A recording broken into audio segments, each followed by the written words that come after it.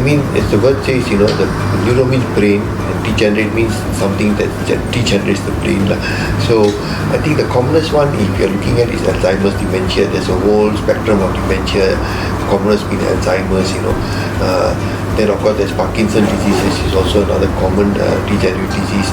Strokes also actually end up coming under degenerative diseases, and I think these are the main three common degenerative diseases and neurodegenerative diseases that most people talk about. Again, I think it's a lot to do with our lifestyle. I think today people are less focused on actually their nutrition, their exercise. They got no time for that. They are very stressed out. They're very busy.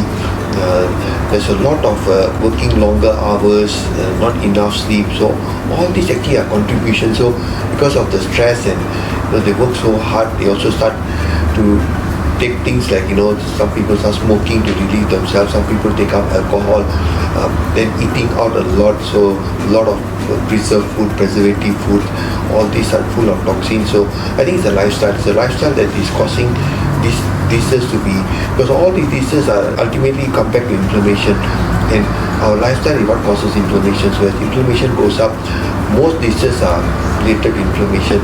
So not only just neurodegenerative, I think all metabolic diseases are related to inflammation, and this is why a lot of people are getting cardiac and neurodegenerative diseases, and they're getting younger and younger.